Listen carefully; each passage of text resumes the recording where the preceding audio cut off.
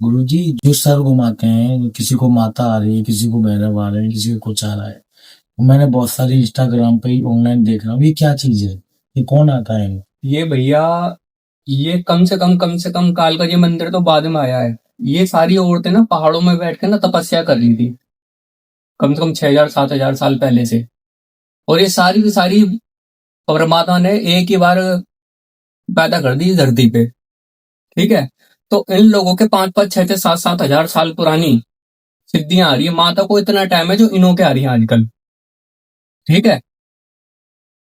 एक बार बताओ, कोई नाथ काय को सर नहीं घुमाता, बल्कि इन्हों से ज्यादा सिद्धि साधना करके बैठा हुआ होता है वो। उन्हों के कण कण में भगवान होता है ना।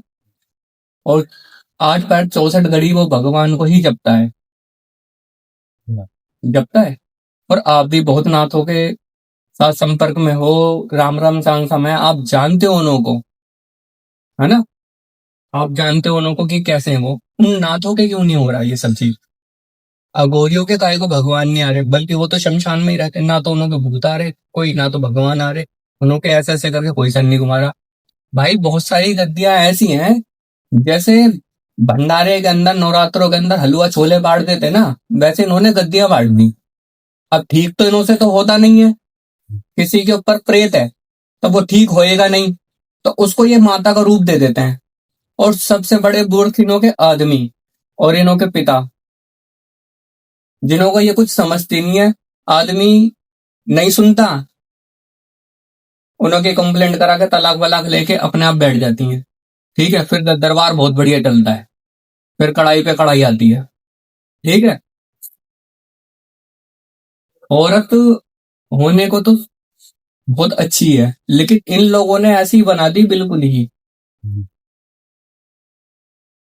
हम लोग औरतों की इज्जत करते हैं, लेकिन उसकी इज्जत करते हैं जो अपने घर में अपने बाप की और अपने भाई की इज्जत कर दी है, और अपने पति की इज्जत कर दी है। सही है। और आजकल ऐसी औरतें बहुत ही कम है जो मिलेंगी आपको। बहुत ही रेयर है जो मिलेंगी। ठीक है ना। तो आप लोग इन्हों के और अपने पति की इज्जत कर दी है। सही है।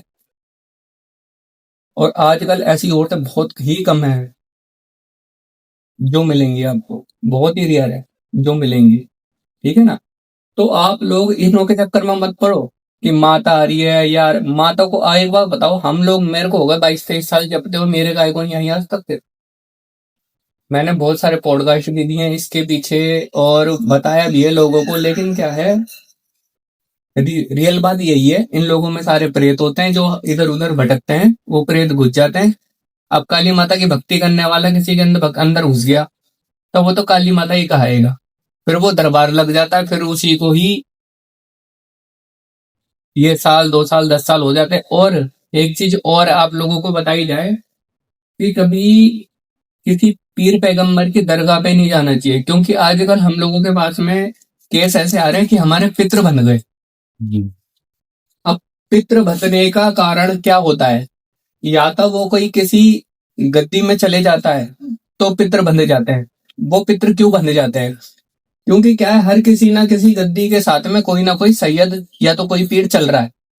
ये जो दरबार चलाते हैं, हर किसी भूत प्रेत जो होते हैं, प्रेत वगैरह जो आते हैं, इसके साथ में कोई ना कोई सैयद या तो पीर चल रहा है। या तो आप किसी की गद्दी में जाते हो तो आपके पितृ बंधे जाते हैं, या तो आप किसी दरगाह पे जाते हैं तो अपने पितृ बंधे जाते हैं। जी। अब वो क्यों बंधे जाते हैं? आपका सवाल ये होना चाहिए कि गुरुजी ये क्यों बंधे जाते हैं? वो ये यूं बंधे जाते हैं क्योंकि जाते के साथ ही ये अपने फेवर में ले लेते हैं, ये उन्हों को रख लेते हैं। सामने वाला परेशान होता है, फिर और जाता है इन्हों के पास में। फिर वो बोलता है मैं 11 बार आऊंगा, मैं 21 बार आऊंगा। किसी की भी गद्दी पे जाओगे वो भी यही बोलते हैं, आपको 11 बार आना पड़ेगा, आपको 21 बार आना पड़ेगा। यहाँ पे ये ड्रामा नहीं है। यहाँ पे तो आपने काम करवाया, आज आपकी देवी ने चीज उठाई, आप 2 हवन बोले तो 2 हवन पे चीज उठा ली, तो आप आजाद हो। ठीक है। अब जब हमारे पितृ बन गए तो क्या होगा हमारे जीवन के अंदर? ठीक है। हमारी इष्ट देवी बन गई तो क्या प्रभाव होगा? इष्ट देवी क्यों हमारी रुष्ट हो जाती है? इष्ट देवी बंधती नहीं है, वो रुष्ट हो जाती है। इष्ट देवी यूं रुष्ट हो जाती है क्योंकि मान के चलो कि आपकी देवी विजय शनि है। विजय शनि इंद्रगढ़ वाली माता है आपकी विजय शनि। सातों बहनों के अंदर एक बहन है करौली के अंदर, करौली के अंदर केला देवी विजय शनि जो है उसकी बोल रहा हूँ मैं। या तो इंद्रगढ़ गांव के अंदर एक इंद्रगढ़ वाली माता, वो भी विजय शनि है। ठीक है, मैं उन माता की ले लेता हूँ। आपकी इष्ट देवी या आपकी कुल देवी क्यों रुष्ट हो गई? इष्ट देवी कुल देवी यूं रुष्ट हो जाती है, इसके अंदर कहानी आ जाती है, आपको देते देते आप चले गए किसी के संपर्क में, पीर पे चले गए, दरगाह पे चले गए, किसी झाड़ फूक करने वाले, या तो आप मस्जिद पे जाके फूकी पड़वाला है। ठीक है, या किसी मस्जिद में गए और ओए ठीक हो गया, मस्जिद में से 4 जने निकले, उनने फूक मारी, ठीक हो गया। जब तो आपको राहत हो जाएगी, लेकिन आपका जीवन खराब होता हुआ चले जाएगा। रही बात हमारे जीवन के अंदर तंत्र क्यों हो जाता है, कैसे हो जाता है? तंत्र के अंदर 2 रोल हो जाते हैं, उसके 2 पार्ट हो जाते हैं तंत्र के। एक हमारी जो करनी होती है ना, वो भी हमें किसी ना किसी रूप से मिल जाती है। कहते हैं, बहुत सारे जने बद्दुआ देते हैं, कहते हैं ऊपर वाले के घर में ना देर है, देर नहीं है। ठीक है, जो इंसान परेशान होता है वो बद्दुआ तो देता ही देता है। कभी कभार क्या होता है, वो किसी ना किसी के पास में, सियाने के पास में जाके वो कुछ ना कुछ उंगल करा देता है, वो तंत्र करा देता है। घर में 4 प्रेत छोड़ दिया, और 4 प्रेत क्या, घर में 1 प्रेत हो जाता है ना, तो 1 के बाद में 10 तो अपने आप आ जाते हैं। घर में प्रेत वास करते के साथ ही आपकी जो देवी है, कुल देवी, वो बहुत साफ सुथरी देवी होती है। उसको मतलब नहीं होता, वो घर चाहे आपसे साल में 1 बार, 2 साल में 1 बार बलि लेती हो, लेकिन प्रेतवास करते के साथ ही वो आपसे रुष्ट हो जाएगी। वो उस समय पे उसका पहरा आपके घर से हट जाएगा। या तो आपकी देवी मजबूत होनी चाहिए, मजबूत किसी की देवी है नहीं। वो देवी यूं मजबूत नहीं है क्योंकि किसी पे 40 साल पुराना तंत्र है, किसी पे 50 साल पुराना तंत्र है, किसी पे 60 साल पुराना तंत्र है। हम लोगों के पास में ऐसे ऐसे केस आते हैं, किसी 40 50 साल पुराना तंत्र है। ठीक है, तो देवी आपकी मजबूत होनी चाहिए। और देवी मजबूत कैसे होगी?